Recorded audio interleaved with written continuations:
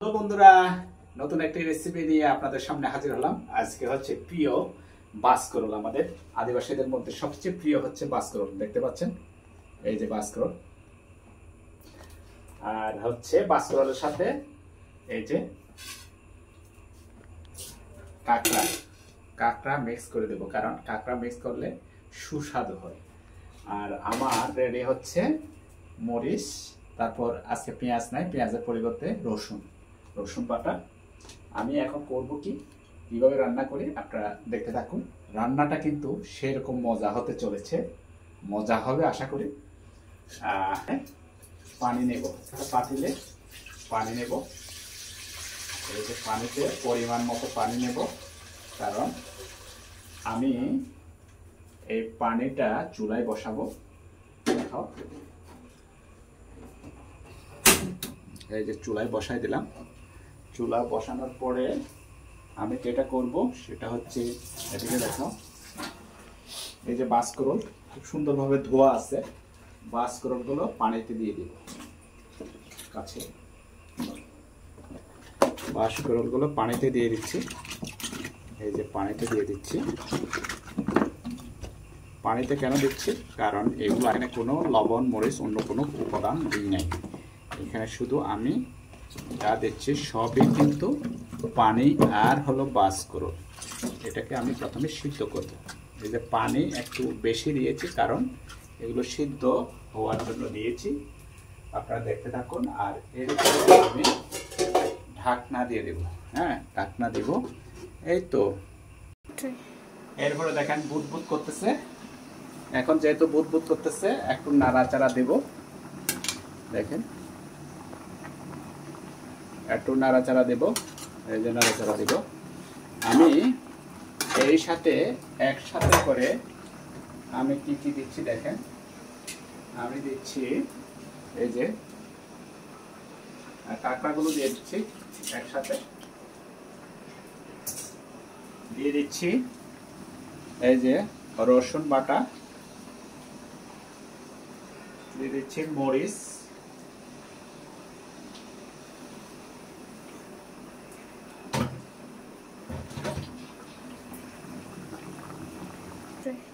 আর দিয়ে দিচ্ছি এর সাথে একটু নাপ্পি, প্রিয় খাবার নাপ্পি একসাথে দিয়ে দেবো। এটা অনেকেই আবার পানিতে ইয়ে করে দেয়, আমি একসাথে দিয়ে দিচ্ছি।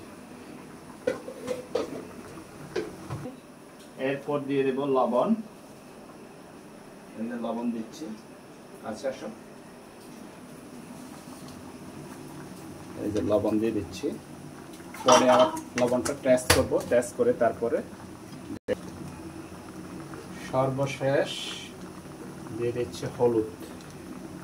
হলুদটা এই যে এখানে যেহেতু এই কাঁকড়া আছে, সে কারণে হলুদ অল্প দিলাম, বেশি দিলাম না। হলুদ অল্প দিলাম, কেউ তো দিন না। আমি এটাকে একটু নিচের দিকে ফেলে দিব, কারণ যাতে পানির সাথে ইয়ে হয়ে যায়, মিক্স হয়ে যায়। সে কারণে আমি নিচের দিকে দিচ্ছি এবং ঢেকে দিব আরও 20 মিনিট, 10-15 মিনিট বা 20 মিনিট রেখে দিলাম। এখন দেখব কালারটা কেমন হলো।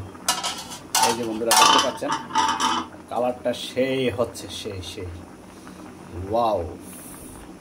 আর এদিকে আমার মেয়েটা রান্না করতেছে, এই বুট আর হলো আলু দিয়ে কি যেন রান্না করতেছে। দুই চুলায় চলছে। একটু উল্টাই দেখি কি অবস্থা। ওয়াও, সেই কালার আসছে, সেই কালার, একেবারে ঝাঁকানাকা কালার যাকে বলে। একটু টেস্ট করে দেখি লবণটা কেমন হয়েছে। আমরা সাধারণত, আমি সবসময় বলে থাকি যে হাতে, আমরা চামচ থাকলে হাতে করে আমরা লবণটা টেস্ট করি।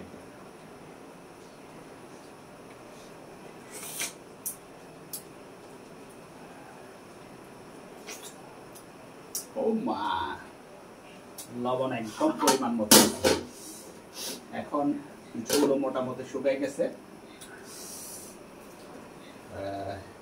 সিদ্ধ হয়ে গেছে। কাছে আনো। এই যে সিদ্ধ হয়ে গেছে, এখন হলো খাওয়ার পালা। এখন খেতে নিয়ে যাব বন্ধুরা। এবার চলে এলাম খেতে। হ্যাঁ, এই যে দেখেন একদম কালারটাও সেই, যদিও বা হলুদ বেশি হয়েছে।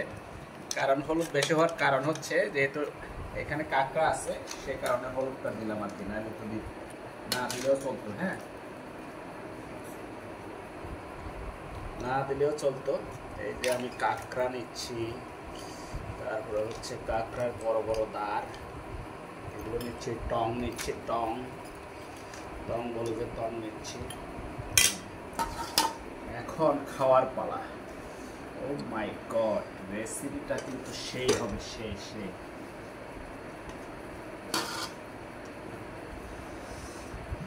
প্রথমে আমি বাঁশকড়াটা দিয়ে শুরু করবো, যেহেতু প্রিয় বাঁশকড়া।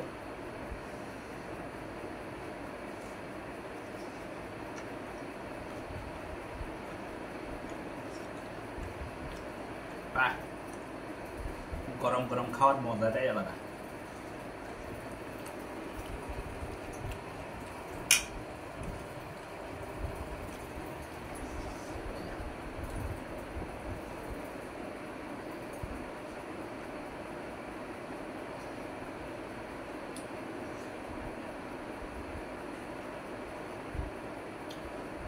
তো আজকেও আমি শুরু থেকে শেষ পর্যন্ত প্রসেসিংটা রান্না করলাম, কী কী দিলাম সেটা তো দেখতেই পাচ্ছেন।